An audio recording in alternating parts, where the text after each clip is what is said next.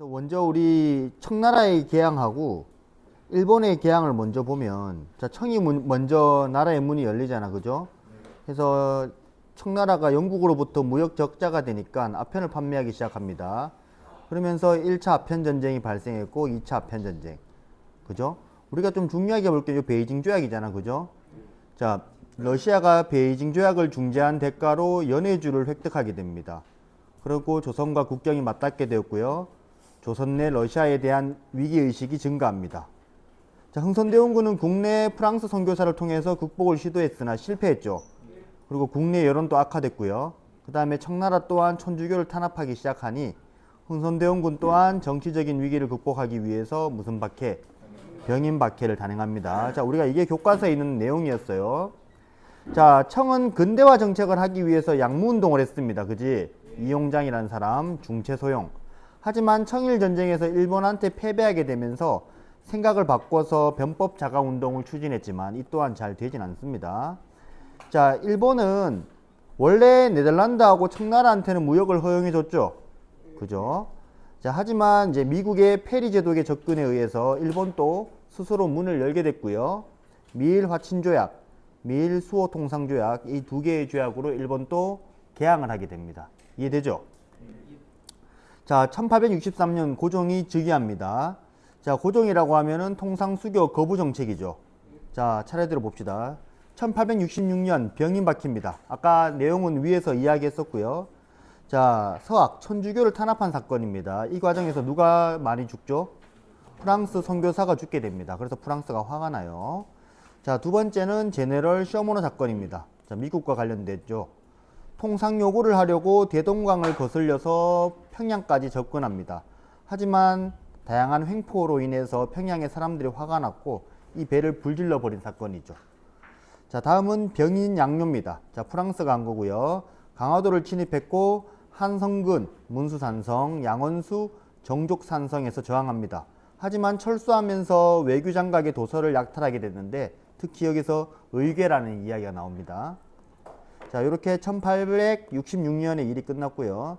자, 1868년에는 우리 독일 사람이었던 오페르트가 남영군 묘, 이 남영군이 흥선대원군 아버지 무덤이잖아. 이 무덤을 도굴하는 사건이 발생했습니다. 자, 그 영향으로 외국에 대한 적개심이 강화됐고요.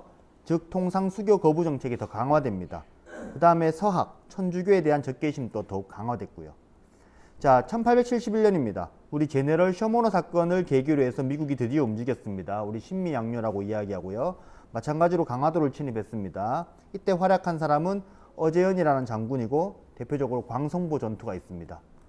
자, 이렇게 신미양요 이후 전국에는 흥선대원군의 의지를 담은 척하비가 건립됩니다. 비전즉화, 싸우지 않는 것은 즉 화해하는 거고, 주화, 화해한다고 주장하는 것은 곧 나라를 파는 행위다. 이게 전국적으로 척하비가 건립된 게 신미양요 이후의 일입니다. 됐습니까?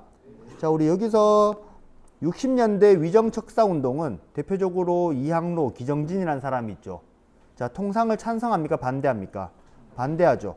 대표적으로 척화 주전론이라고 이야기했고 흥선대원군의 정책에 강력한 지지 세력이었습니다. 자, 뭐 양무운동. 자, 청나라는 이렇게 양무운동이 계속 진행 중이고요. 자, 아래에 보면은 일본은 68년에 뭐가 단행됩니까?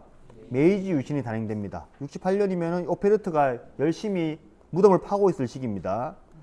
자, 이때 대표적인 게 중체서용과 달리 문명개화론을 이야기합니다.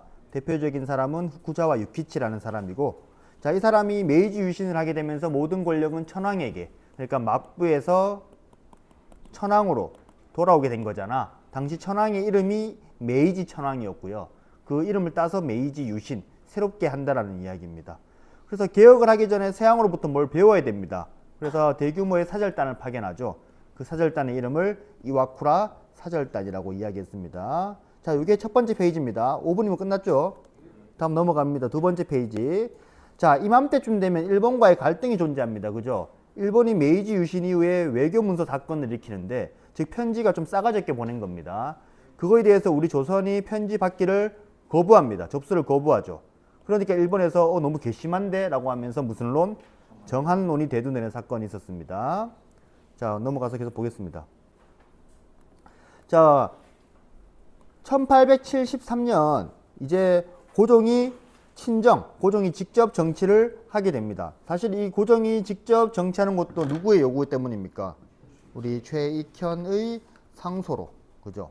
최익현의 상소로 고종이 친정을 하게 됐습니다. 그런데 쌤이 지난 시간에도 이야기했지만 민씨 세력이 집권하게 되는 계기입니다. 대신에 누구는 집에 가고요? 흥선대원군은 집에 가고, 우리 흥선대원군이 두 번 다시 나옵니다. 두 번. 첫 번째는 이모군란 이후, 또 한 번은 제1차 가보개혁 때 두 번 더 등장합니다. 자, 통상개화론자, 우리 이렇게 정권이 바뀌면서 통상개화론자들이 성장합니다. 특히 이 통상개화론자들은 이 북학파를 계승했습니다. 대표적인 인물이 요 세 명이죠. 박규수, 오경석, 유홍기. 자, 박규수라는 사람은 박지원의 손자였고요. 양반 가문입니다. 반면에 이 두 명은 신분은 좀 낮은 계층인데, 오경석은 역관, 통역반이었습니다. 그래서 중국 가가지고 해국도지, 영환지략 이런 책들을 가져오는데, 이 책들을 이 유홍기한테 주면서 유홍기가 열심히 읽어봅니다. 아무튼 이 세 명을 초기 통상개화론자라고 이야기하는데, 이 사람들이 자기 제자들한테 많은 영향을 끼치죠. 그 제자들이 나중에 뭘로 성장합니까? 개화파로 성장하게 됩니다. 대표적으로 김옥균, 박영효라고 하는 사람이 있었습니다. 그리고 대표적으로 이 박규수라는 사람이 일본으로부터 뭐를 접수할 것? 외교 문서를 좀 접수해라 라고 이야기하죠. 그리고 우리도 이제 뭘 해야 되지 않을까? 개항을 해야 되지 않을까 라고 주장을 했던 게 이 박규수를 비롯한 통상개화론자입니다. 자, 이렇게 정치적인 분위기가 요상하게 흘러가니까 일본에서 한번 떠보죠. 그죠? 무슨 배를 보냅니까? 운요라는 배를 보내서 한번 시비 걸죠. 일본이 미국으로부터 문을 열었던 것처럼 포를 빵빵 쏘면서 야, 문 열어라, 문 열어라 이야기합니다. 그러니까 우리는 문 열어야 안 열어요? 문 열겠다고 하죠. 그래서 1876년 문이 열리게 되는데, 그 조약을 조일수호 조규라고 이야기합니다. 우리 대표적으로 강화도 조약이라고도 이야기하고요. 자, 외국과의 맺은 최초의 근대적 조약이었고요. 외국과 맺은 최초의 불평등 조약이기도 합니다. 대표적으로 영사재판권, 해안측량권, 이 두 가지가 있었고, 하지만 아직까지 최애국 대우는 있다 없다? 없습니다. 그리고 조선은 독립국이라고 하는 문장이 나오는데, 이거는 일본이 누구에 대한 간섭? 청에 대한 간섭을 배제하기 위해서 넣어놨던 겁니다. 자, 그리고 이렇게 과거 이 강화도 조약으로 인해서 전통적인 질서 있죠. 우리 조공책봉체제. 요 질서에서 어떤 질서로 바뀌어가는 겁니까? 만국공법에 의한 국가와 국가 간의 오늘날과 같은 그러한 시스템으로 변화되고 있는 겁니다. 하지만 청은 조선한테 계속 전통적인 질서로 강요하죠. 4대 할 것을. 하지만 일본은 조선한테 만국공법의 질서를 요구합니다. 자, 일본이 이렇게 했던 거는 우리 조선이 잘 되라는 소리가 아니라 어디에서 벗어나게 하려고? 청의 전통적인 질서에서 나오게 하려고요. 됐어요? 자, 부속조약으로는 두 가지 있습니다. 첫 번째는 조일수호 조규 부록, 두 번째는 조일무역규칙. 자, 조일수호 조규 부록에서는 거류지가 설정됩니다.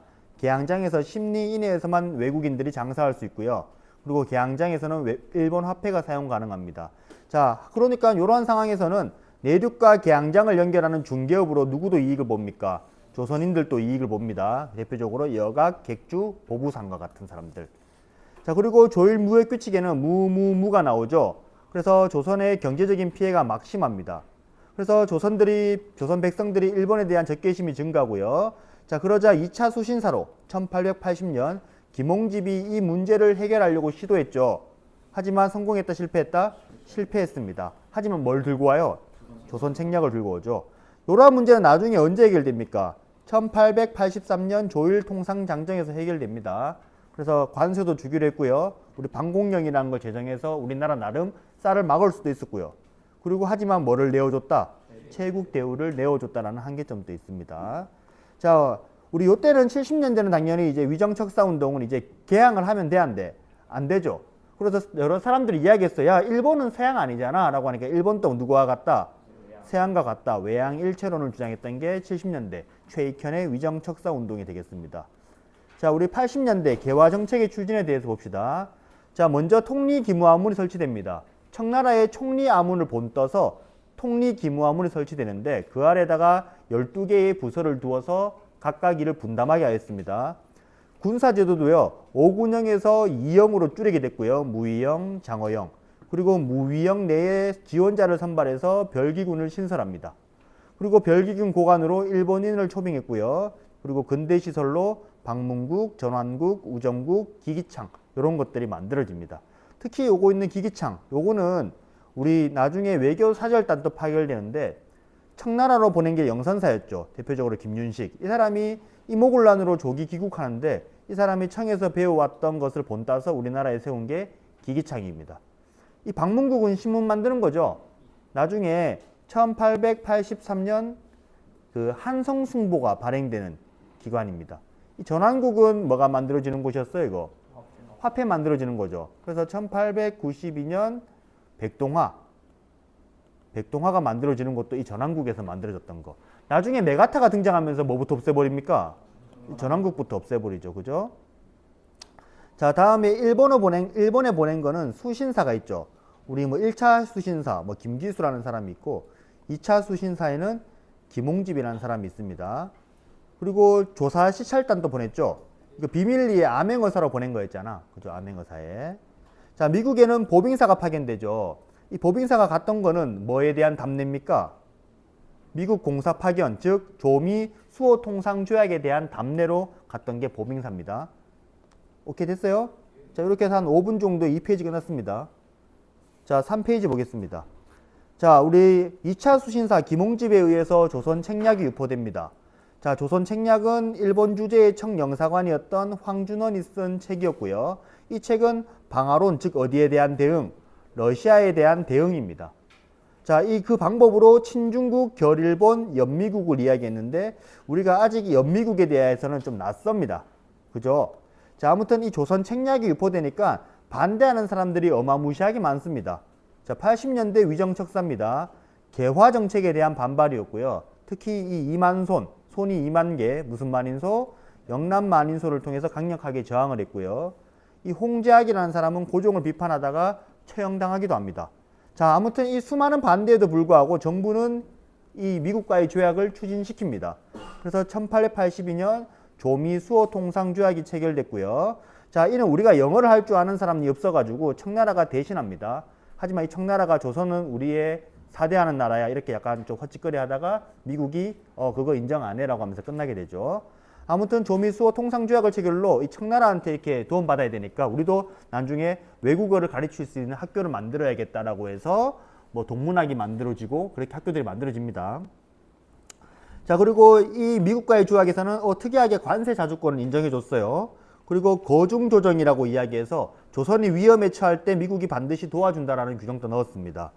그리고 최애국대우 드디어 등장합니다. 이 최애국대우를 규정해서 우리 다른 나라와 조약을 체결할 때 가장 좋은 거는 우리한테 줘야 된다. 그러한 내용을 넣어 놓습니다.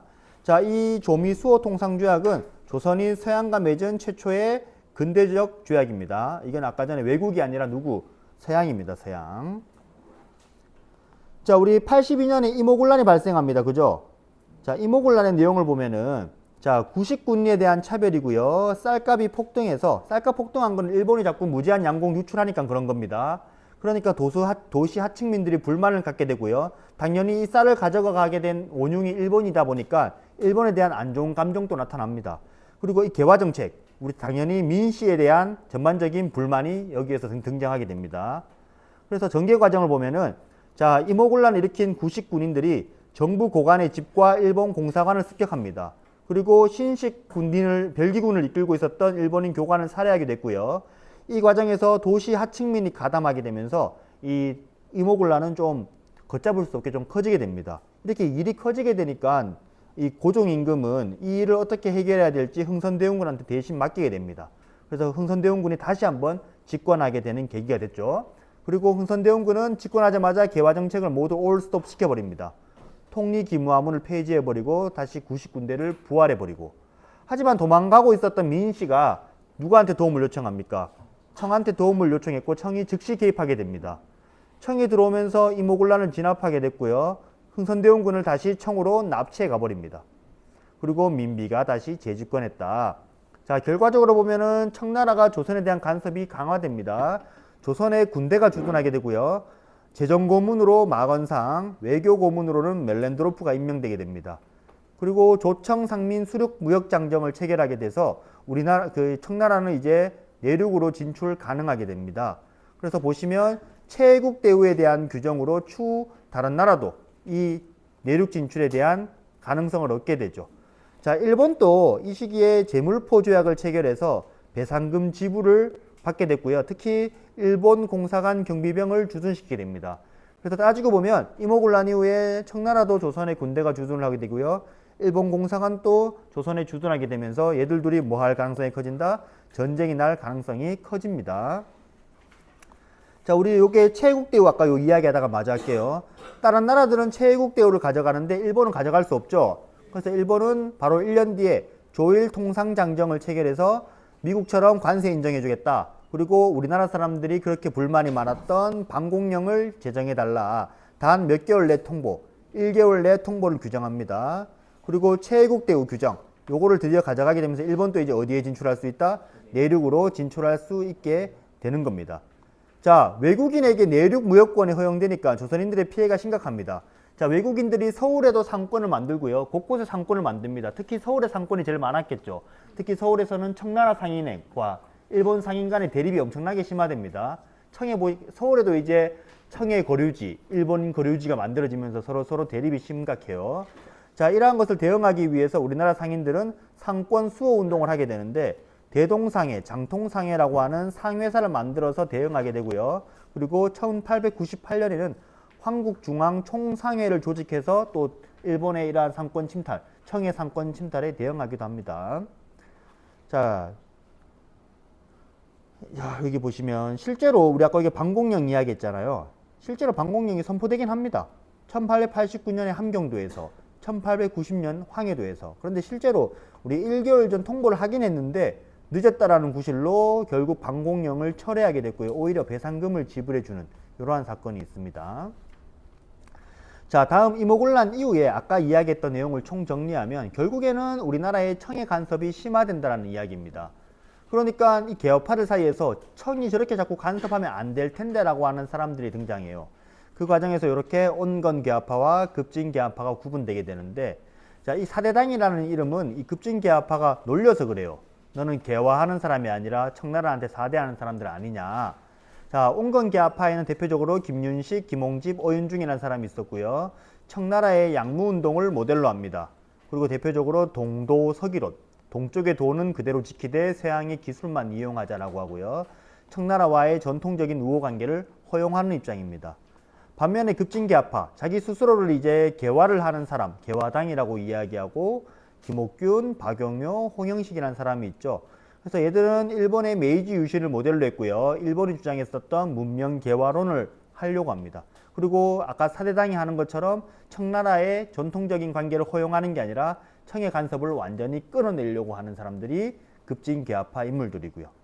자, 됐습니까? 자, 4페이지 가봅시다. 자, 아무튼 우리가 수많은 개화 정책을 하게 되면서 조선 내에도 재정 문제가 굉장히 심각해져요. 자, 그에 대한 해결책이 뭐가 있을까 고민하다가 민씨 세력과 멜렌드로프는 차라리 새로운 돈을 발행해서 해결하자라고 주장하고, 급진개화파들은 돈을 새롭게 만드는 건 좋지 않다. 차라리 일본에서 차관을 도입하자, 돈을 빌려오자라고 이야기했는데 성공했다, 실패했다? 실패하게 됩니다.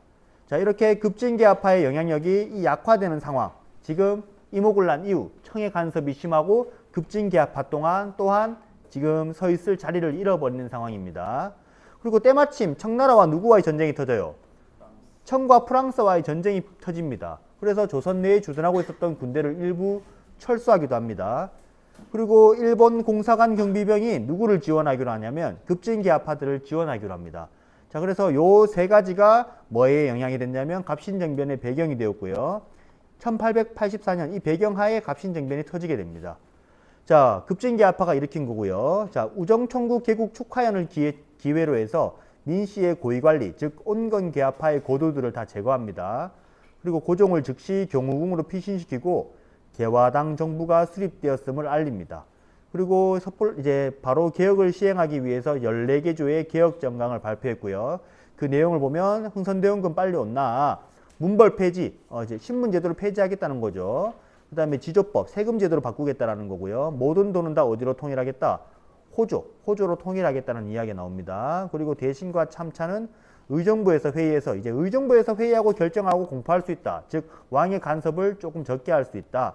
그리고 의정부와 6조 외에 불필요한 관정을 혁파해라. 자, 이게 14개 조의 개혁 정강의 내용이었습니다. 자, 하지만 결국에는 또다시 누가 개입을 하게 됐고요. 청이 개입하게 됐고 결국에는 며칠 만에 일이 끝났다. 3일 만에 일이 끝나게 됩니다. 그래서 갑신정변을 일으켰던 주역, 김옥균, 박용효, 서재필 이러한 사람들은 일본으로 도망가게 되면서 갑신정변은 막을 내리게 됩니다. 자, 갑신정변의 결과입니다. 조선과 일본 사이에는 한성조약이 체결되면서 우리가 일본에 사과해야 됐고 배상금도 지불해야 됐습니다. 그리고 청과 일본 사이에는 텐진조약이 체결되면서 양국 군대 전쟁이 일어날 뻔했잖아요. 그래서 전쟁을 막기 위해서 양국 군대를 조선에서 각각 철수시키자. 그리고 앞으로 나중에 파병할 때 서로 통보하자. 이러한 내용을 하게 됩니다. 하지만 한계점으로는 이 소수의 계하파가 아직 준비가 되지 않은 상태에서 급발진해서 개혁을 추진한 겁니다.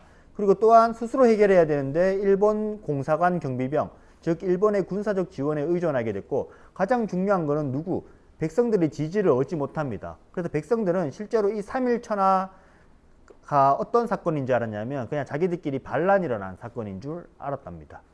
자, 아무튼 결국에는 청의 간섭에서 벗어나려고 했던 거고요. 아래로부터는 아니지만 위로부터 근대적 국가를 만들려고 했던 노력이 엿보이는 것입니다. 자, 갑신정변 이후에 조선을 둘러싼 흐름이 더욱더 복잡하게 흘러갑니다. 자, 청이 갑신정변도 진압했기 때문에 더 노골적으로 정치에 개입하게 되고요. 이때 조선은 러시아를 끌어들여서 청으로부터 좀 벗어나려고 합니다. 하지만 청의 방해로 실패했게 됐고 이 과정에서 도와준 친구가 이 청나라가 임명한 멜렌드로프였대요. 자, 다음에 영국은요. 자꾸 이렇게 러시아가 남하 정책, 즉 남쪽으로 막 내려오려고 하니까 영국이 직접 움직여서 어디를 점령하냐면 거문도를 점령합니다. 우리 이 사건을 1885년 거문도 사건이라고도 이야기합니다. 이렇게 조선을 둘러싸고 각국이 너무 팽팽하게 움직이니까 이때 중립화론이 대두됩니다. 중립, 어느 나라에도 포함되지 않는 거. 그래서 독일의 영사였던 부들러가 청, 일본, 러시아가 보장하는 중립국가를 만들자. 미국에서 돌아온 6.1주는 열강이 조선 중립을 보장하는 이러한 중립국가로 만들자라고 했지만 결국에는 잘 되지 않습니다. 자, 밑에 내려가 볼게요.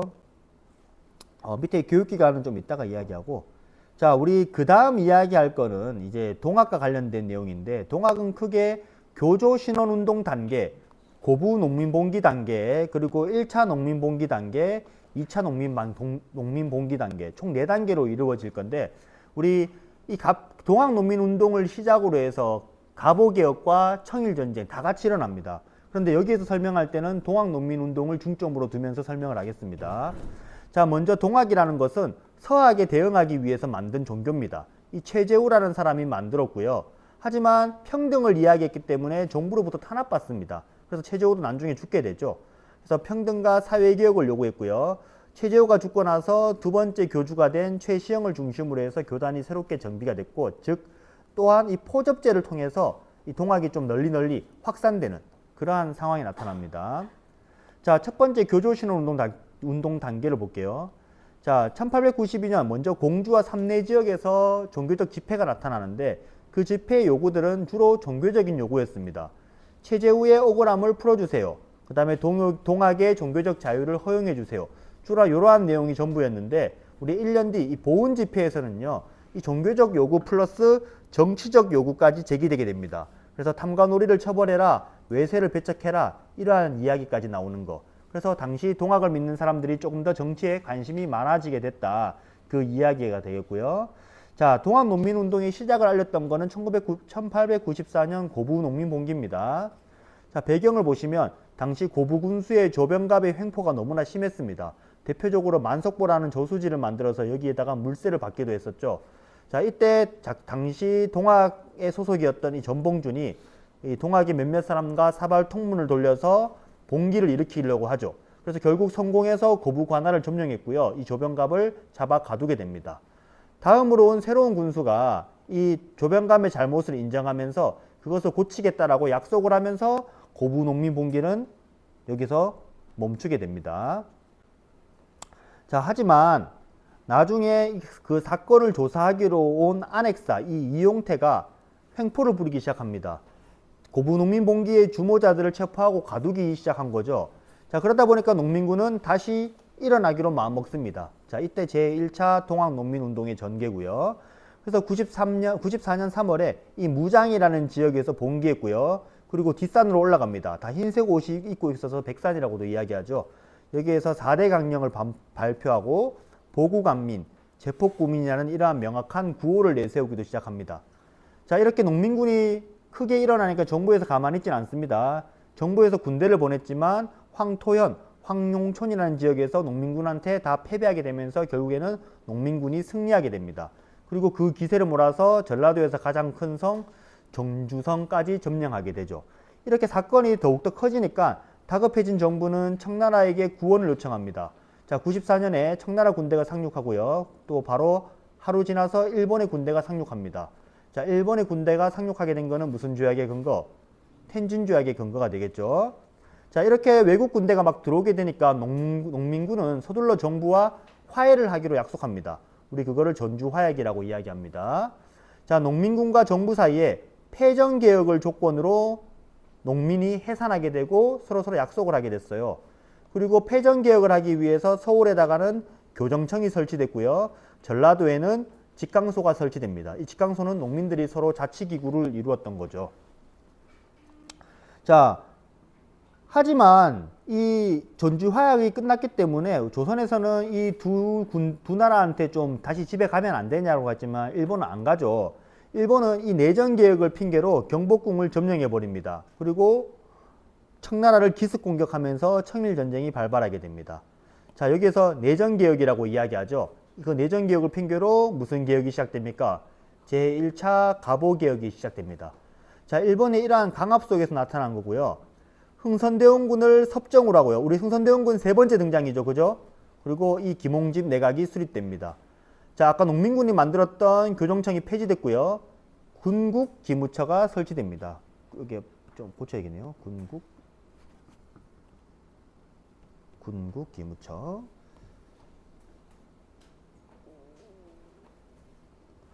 자, 청일전쟁으로 일본의 간섭이 조금 적었던 시기고요.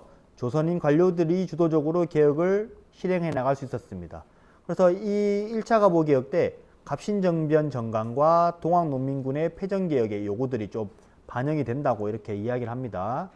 그래서 내용을 보면은 정치적으로 주로 이 정치개혁에 초점이 맞춰져 있어요. 자, 청의 연호를 폐지하고 개국기년을 사용하게 됐고요. 자, 국내부라는 기관을 또 하나 설치하게 돼서 왕실과 국가, 사무를 분리시켜 버립니다.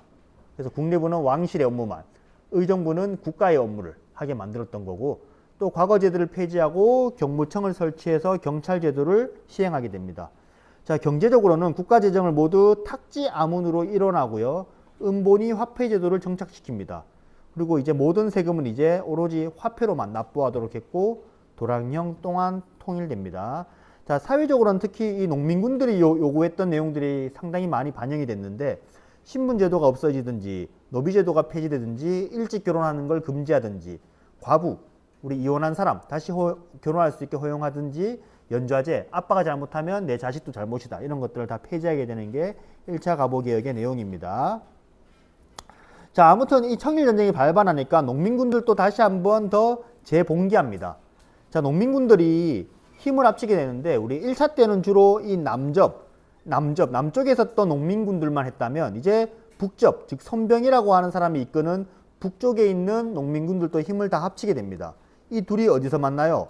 논산에서 만나서 서울로 올라가니 또다시 국가에서는 이를 해결해야겠죠. 근데 이때는 정부군만 오는 게 아니라 일본군도 함께 농민군을 진압하고 하러 옵니다. 그래서 일본의 이러한 압도한 화력 속에서 공주 우금치에서 농민군은 패배하게 됐고요. 그 다음에 장은이라는 지역 석대들 전투에서도 패배하게 됩니다. 자, 결국에는 전봉준이 체포되면서 동학농민전쟁은 종료됐고요. 자, 아무튼 이 농민군의 이야기는 이 농민군의 요구가 아까도 이야기했지만 이 갑오개혁이 대부분 다 반영이 됩니다. 그리고 농민군의 자녀 세력들은 나중에 의병에 참여해서 활동을 지속적으로 이어나가게 되고요. 자, 이렇게 농민전쟁은 끝났고요. 이제 본격적으로 이제 청일전쟁 그런 내용들을 볼게요. 자, 청일전쟁. 우리 뭐 풍도해전, 평양해전, 황해해전, 리순점령, 웨이하이 점령, 시모노세키 조약 체결까지의 일이 청일전쟁인데 사실 뭐 요 정도 가면은 이제 일본이 완전 우세해졌다라고 본답니다. 자, 그러면서 일본이 이제 본격적으로 어디에 청일전쟁에서 일본이 승기를 잡게 되자 조선 내정에 적극적으로 관여하게 됩니다. 자, 그 개혁이 2차 갑오개혁입니다. 자, 처음에 만들어져 있던 군국기무처를 없애고요. 흥선대원군 또한 물러나게 합니다. 그리고 갑신정변으로 일본으로 쫓겨나 있었던 박용효를 다시 조선으로 불러들여서 기봉집과 박용효의 연립내강을 구성시킵니다. 그리고 일본의 간섭이 본격화되는 거죠. 그리고 홍범 14조를 발표해서 개혁의 구체성을 마련합니다.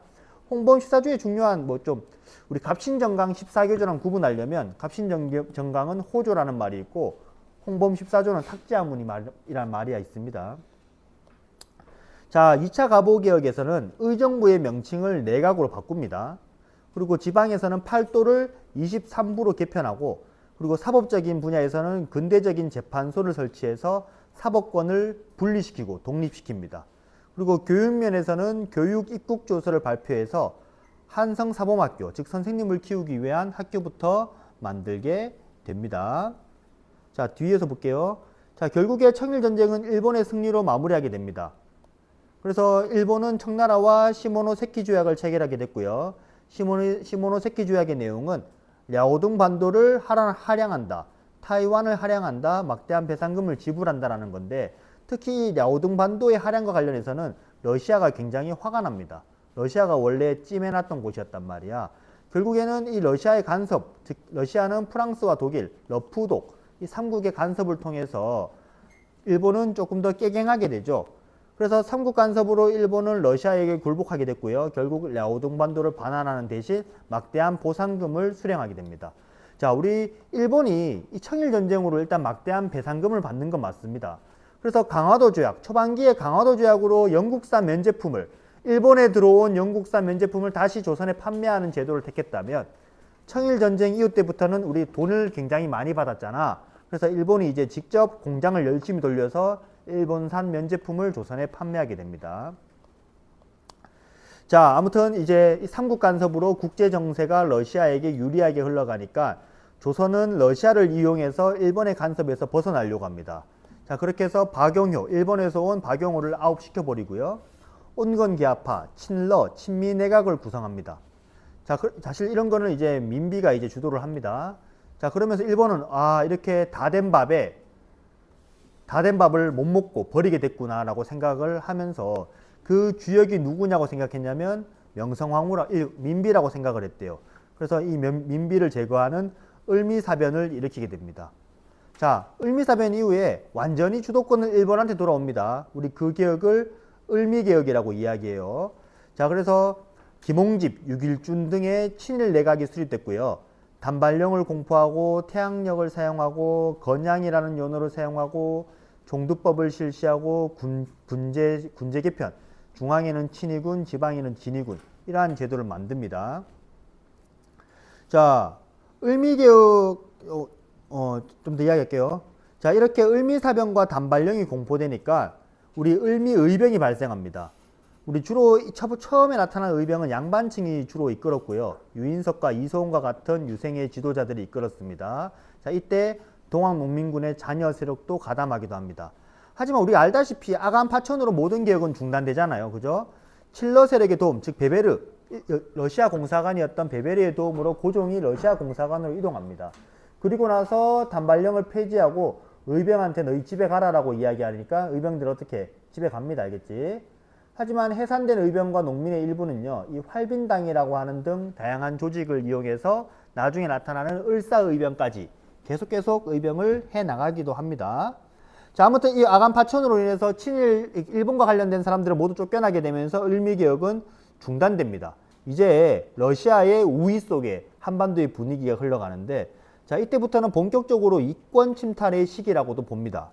왜냐하면 러시아 공사관에 임금이 있으니까 임금이 다 줘버리게 되거든. 자, 아무튼 이 시기에 이권 침탈이 본격화되니까 미국에서 돌아온 이 서재필이 정부의 도움을 받아서 독립신문을 창간합니다. 자, 독립신문을 만들어서 이 독립문과 독립공원을 조성하기 위한 기부금, 즉 회원을 모집하게 되면서 만들어진 게 독립협회가 됩니다. 독립협회. 자, 다 와갑니다, 이제. 독립협회의 활동은요, 주로 고종임금을 돌아오라 그렇게 이야기합니다. 그리고 자유민권운동, 독립관 등에서 교육을 보급하고 의회를 설립하자, 산업을 개발하자, 이러한 토론회들을 개최했고, 다음에 이권수호운동, 만민공동회를 개최시켜서 열강이 가져갔던 이권들을 다시 되찾아오는 이러한 활동들을 해요. 특히 이권수호는 주로 러시아에 초점이 맞춰져 있었는데 재정 고문을 철수하고 전용도 조차 요구를 저지하고 한러은행을 폐쇄하고 이러한 역할들을 만민공동회에서 해내면서 이권을 수호하게 됩니다.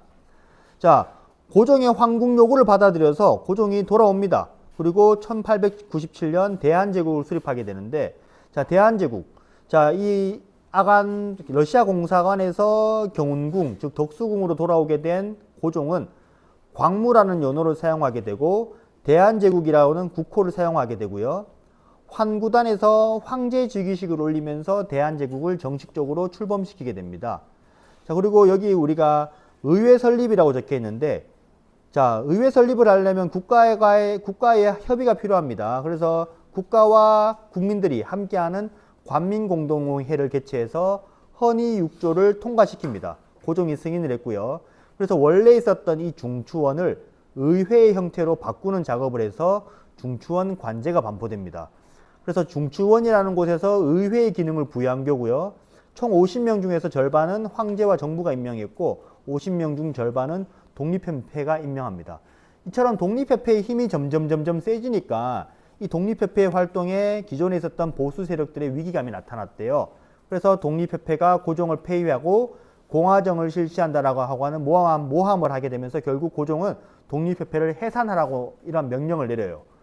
자, 하지만 독립협회는 만민공동회를 열어서 항의했지만 결국 정부는 황국협회와 군대를 동원해서 독립협회를 강제로 해산시킵니다. 자, 이제 모든 결정을 이제 대한제국만 할 수 있습니다. 자, 대한제국은 독립협회를 해산시키고 나서 대한국국제 헌법 비스무리한 걸 만들어서 황제의 권력을 여기다가 써놓습니다. 우리 대한제국의 정책을 볼게요. 자, 대한국국제를 반포해서 대한제국은 독립국이며 황제국가임을 명문화했고요. 원수부를 설치해서 황제가 군 통수권을 직접 장악합니다. 그리고 광무개혁을 추진했는데 이 광무개혁의 정치는 구본신참, 옛것을 참고해서 옛것을 근본으로 새로운 것을 참고한다는 겁니다. 그래서 무관학교를 만들어서 장교도 양성했고 진병제도 실시합니다. 그리고 내장원이라는 곳, 즉 황실의 재정을 담당하는 곳인데 이곳에서 전국의 철도와 광산을 관할했대요. 그리고 지계아문, 이게 양전사업과 관련된 건데 양지아문을 설치해서 양전사업, 토지조사를 실시하고요. 지계아문을 설치해서 조사한 토지에다가 증명서를 발급해 줍니다. 즉 근대적 토지 소유를 확립해서 국가의 세금을 확보하려고 했던 거고, 또 다른 의미로는 외국인의 토지 소유를 금지하려고 하는 의도도 있었습니다. 자, 다음에 식산흥업정책인데 즉 우리가 산업개발이라고 보시면 됩니다. 자, 국내부 소속으로 서북철도국이 있어가지고 경의선 철도를 부설하려고 노력하기도 했고요. 근대적인 공장과 회사를 만들어서 그리고 은행도 설립해서 이러한 다양한 이제 산업개발을 하려고 노력을 해요. 그리고 인재 양성을 하기 위해서 뭐 상공학교, 광무학교 이런 학교를 만들기도 했었습니다.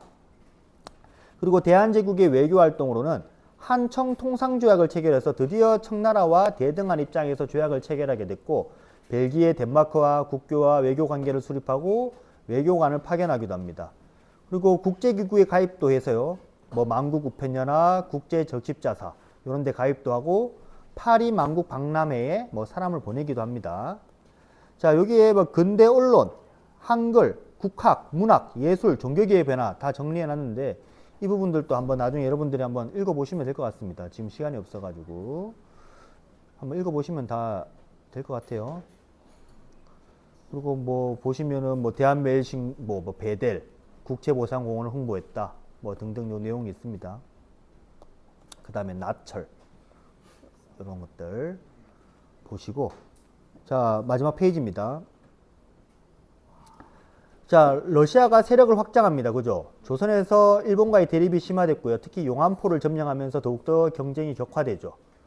그리고 랴오동반도 리순과 다롄을 빌리기도 했고 중국의 의화당 운동이 발생하니까 만주에다가 군대를 주둔하기도 합니다. 자, 영국과 일본은 이 러시아가 영토를 확장하려고 하니까 이를 견제하기 위해서 제1차 영일동맹이 체결되죠. 자, 먼저 시작은 제1차 영일동맹입니다. 자, 이렇게 전쟁의 기운이 나타나니까 대한제국은 국외 중립선언을 했는데 이를 무시하고 일본은 제물포와 리순에 있는 러시아를 기습 공격하면서 러일전쟁이 발발됩니다. 자, 이 러일전쟁 과정에서 영국과 미국은 일본을 엄청나게 지원합니다. 자, 일본은 한일 의정서를 강제로 체결하기 위해서 전쟁 수행에 필요한 군사 요충지를 임의로 사용 가능하게 합니다. 그리고 일본의 시정 개선, 일본이 이야기하는 것은 다 받아들여라 그래요. 이것을 바탕으로 해서 제1차 한일 협약이 체결되는데 재정 외교 고문 용빙에 관한 협정서입니다. 재정 고문으로는 메가타, 외교 고문으로는 스티븐스가 임명됐고요.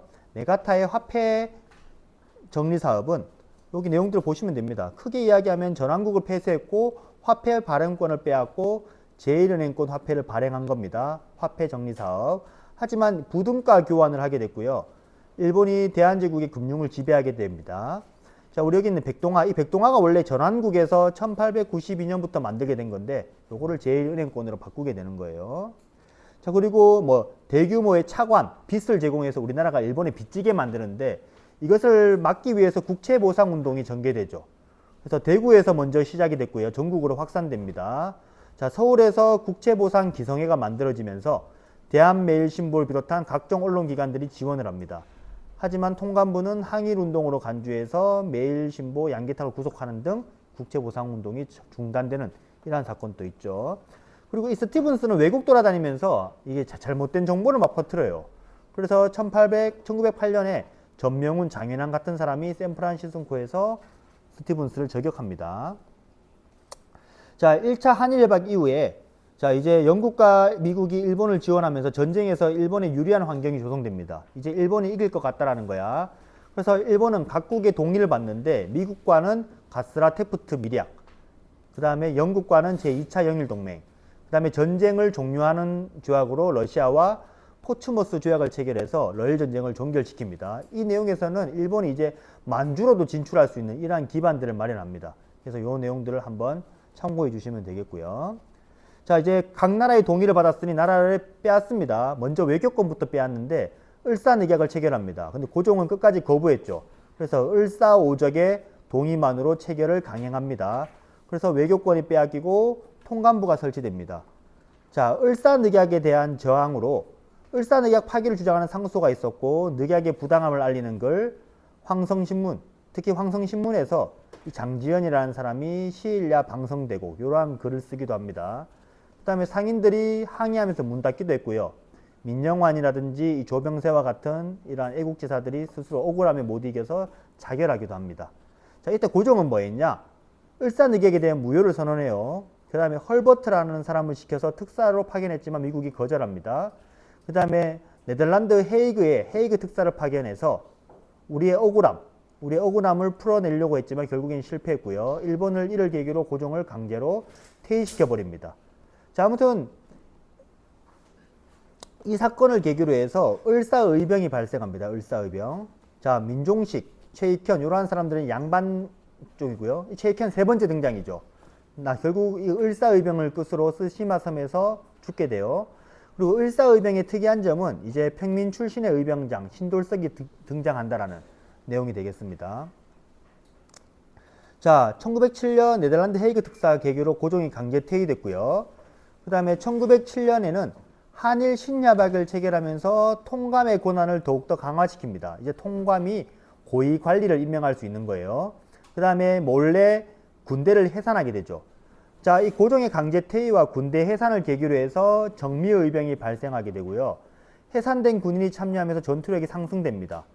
자, 이렇게 13도 창의군을 구성해서 총대장은 이인영이라는 사람이 있고요. 이 사람이 국제법상의 교전단체로 인정해야 할 것을 요구하고 실제로 서울 진공작전을 시행했으나 결국에는 실패합니다. 자, 이렇게 일본이 이제 거의 다 끝났잖아요. 그죠? 그래서 한일 합방을 하기 전에 의병들을 싹 다 토벌해야겠다라고 싶어서 남한 대토벌 작전을 전개하고 이 계기로 의병들은 더 이상 국내에서 활동하기가 어렵고 해외로 막 이주하게 됩니다. 자, 그리고 이맘때쯤에 자 1909년에 기후각서를 체결해서 사법권마저 강탈해버리고요. 이듬해 1년 뒤에 경찰권마저 박탈합니다. 그리고 친일 단체인 일진에는 우리나라 스스로가 일본과 합쳐달라고 이러한 이야기를 또 해요. 자, 아무튼 이토가 전부 다 모두 꾸민 짓이잖아요. 그래서 1909년에 안중근이 이토를 암살하게 되고 통감은 마지막에는 데라우치라는 사람으로 교체돼요. 그래서 한일 병합조약을 추진한 사람은 이토가 아니라 이 데라우치가 추진하게 됩니다. 결국 1910년 한일 병합조약으로 우리나라는 일본으로 빼앗기게 됩니다. 알겠죠? 그 다음에 밑에 내려가시면 애국개몽운동에 대한 내용이 있습니다. 자, 사회진안을 받아들인 거고요. 그래서 전쟁보다는 실력을 키워야 된다라고 주장을 해. 자, 첫 번째 등장하는 게 보안입니다. 일본의 황무지 개관권을 철회했고요. 헌정연구회, 의회를 설립해서 입헌정치 실현을 추구했고 을사늑약 이후에는 통감부에 해산됩니다. 그 다음에 여기 있는 대한자강회 읽어보시고요. 그 다음에 여기 신민의 내용이죠. 신민의 내용.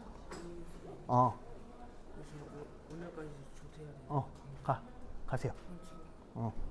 자, 요 신민의 내용도 한번 읽어보시면 됩니다. 알겠지? 일단 여기까지 할